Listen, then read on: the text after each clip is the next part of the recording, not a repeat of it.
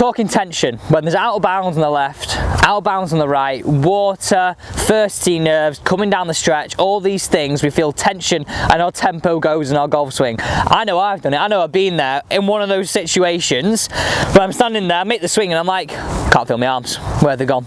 Can't feel them, can't feel the tempo. Wang it off left, wang it off right, and for anybody not from Manchester, that means a terrible shot. And you're just like, why couldn't I do that? So I'm going to give you 5 ways to keep your tempo and keep yourself relaxed out on the golf course. As honestly, these things are not technical, but they're going to really make a difference to you playing, and we want you to try each and every one of them and listen to all of them, because one of them will stick with you, I promise you that. So let's talk about the first one. Now, I've actually seen this being done with putting.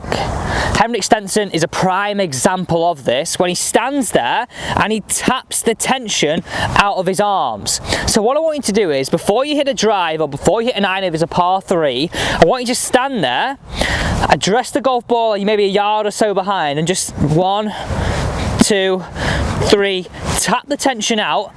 Now you're ready to go. And honestly, that whole motion of tapping almost feels like you're going and throwing the tension away. No tension means more rhythmical swing, better tempo, and means you can make some nicer swings out on the golf course. So that's number 1. Number 2 on our list is the waggle. Now, I think, again, Patrick Reed with this, how he stands there, really big waggle, really big waggle. All we're doing here is keeping everything flowing, keeping everything moving, rather than stood over the golf ball. And the longer we stand here, the more tense we get, and more tense we get. Turn into Bryson. No, I'm only joking. Bryson is a fantastic golfer, and that's something completely different. But what I'm saying to you right here is, a lot of club golfers, the more tense we get, the less likely we are to make a rhythmical swing. So with this, I want you to make a waggle. Now, I want you to be very careful with this. You're not condoning opening this face. I want you to just feel as though you're opening and closing the door with your right hand. You're not flipping it over. So I want you to just feel you're opening and closing the door with your right hand. So if anything, you're keeping the club face a little bit closed. Now, for most golfers, that's going to put us in a much better position. So number 2, keep it flowing, keep it waggling. So if this is my pre-shot routine here, I would make some practice swings prior to hitting it away. Feel the shot, walk into the ball, stand over it, waggle it, waggle it, waggle it, hit the shot. And that's going to put us in a much better position to hit some better shots out on the golf course. Let's move on to number 3. Next on our list is the gears. Now, what I mean by gears is, and I had a lesson actually, so we've had Henrik Stenson, we've had Patrick Reed, and now I want to make a reference to handicap golfer who plays off 11 called Les, and I teach him. And he was really struggling with his rhythm, and it was all very snatchy in the downswing, and that can happen when you're under pressure. Out of bounds left, water right, whatever it might be, good score in our hands. That's a position that sometimes we're not in a lot. We said about gears. So if we said, we made a reference, you've got 5 gears in your car. Gear 1 is like short and sharp, and gear 5 is really fast. If we felt like we were in gear 3, which is like a smooth gear, that was a really great way for him to feel rhythm in his golf swing and good tempo. So what I want you to imagine is gear 3 or gear 4 in your golf swing. Picture that, try this on the golf course, definitely, and go, right, okay, well, gear 3, what have I got to feel? Picture it and hit it. And it'll really give you a great sense of how you keep control of your speed and your rhythm out on the golf course. Right, before we move on to the penultimate 2, and thank you so much for sticking around so far. Struggling to speak this morning, guys. I want to just say, guys, thank you so much for the support recently, and if you are brand new to the channel, welcome to the channel. Please do consider hitting that big red subscribe button before you leave. I would really appreciate it. And if you think that this will help any of your golfer mates, please do share it with them, whether that's Facebook, Instagram, WhatsApp, email, whatever it is. Please do share this video with them.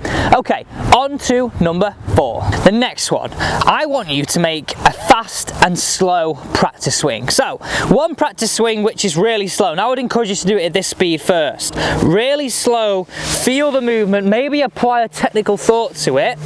Right, okay, that is my extremely slow one, slow motion. That is my extremely fast one. I want you to then hit that shot where you match it in the middle. So think about it this way, you've got the 2 extremes, split it in half,